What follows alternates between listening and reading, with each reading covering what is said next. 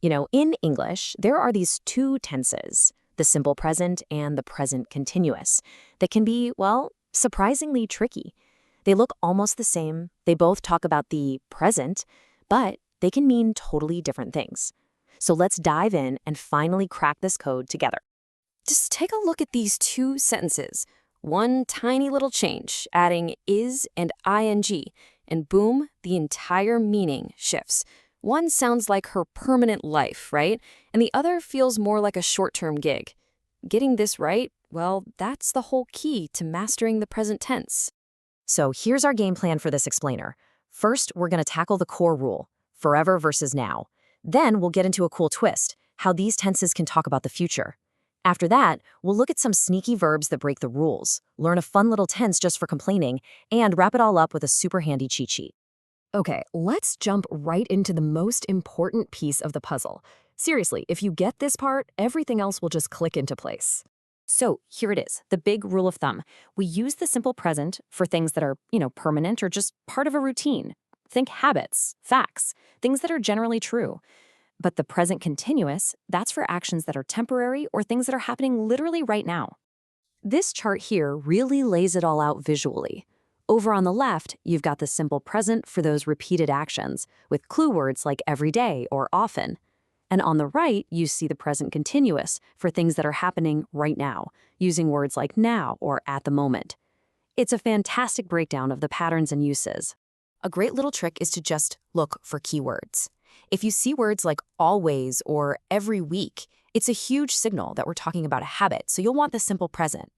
But if you spot now or at the moment, that's your cue for a temporary situation, which means you need the present continuous. Okay, now for a really cool twist. What if I told you we use these present tenses to talk about the future all the time? I know, it sounds a little weird, but it's super common and there's a really simple logic behind it. So here's how it works for the future. We use the simple present for things that are on a fixed schedule, kind of like a train timetable or a movie showing. But for our own personal plans, things we've arranged, that's when we use the present continuous. Let's look at some examples to make this crystal clear. See how the scheduled events, the train, the flight, the concert, they're all impersonal and set in stone. They're going to happen with or without you. But the planned actions, meeting a friend, having a party, those are personal arrangements that you made. That's the real difference. Of course, you know English, it loves to have rules, and then it loves to have exceptions to those rules. So, let's talk about a special group of verbs called stative verbs.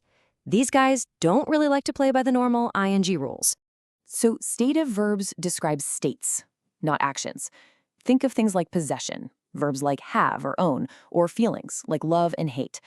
Because they're describing a state of being and not something you're actively doing, they usually don't get that continuous ing ending. This just sounds wrong, doesn't it? Knowing isn't an action you're performing, like running or jumping. It's a mental state. You either know it or you don't. It's not really an ongoing process in the same way. And there we go. That's how we say it. Since know is a state of verb that describes a state of mind, we just stick with the simple present. Easy as that. But wait, here's where it gets even more interesting. Some verbs can actually be both. Take think, for example. When you say, I think this is a good idea, you're stating an opinion. That's a state. But when you say, I am thinking about my vacation, you're describing the active process of thinking. So the meaning of the verb itself actually changes the grammar rule. How cool is that? All right, let's move on to a very specific and, let's be honest, a very human use of the present continuous. This is a fantastic little trick for sounding way more natural, especially when you're a bit annoyed about something. Oof, you can just feel the frustration in that sentence, can't you? This isn't just a neutral statement about a habit. No, this is a complaint. The grammar itself is packed with emotion. So the formula is super simple. Present continuous plus the word always. When you put those two together, you're signaling that you're complaining about a repeated, annoying habit. It's a really powerful little structure that native speakers use all the time. Wow, we have covered a lot of ground. So now let's put it all together. Let's create a simple, practical tool that you can pull out anytime you're feeling a little stuck. Just think of this as your 3-step mental checklist. First off, ask yourself, is this a permanent thing or just a temporary action? Second, if you're talking about the future, ask, is it a fixed schedule or my own personal plan? And finally, take a look at the verb. Is it an action or is it a state?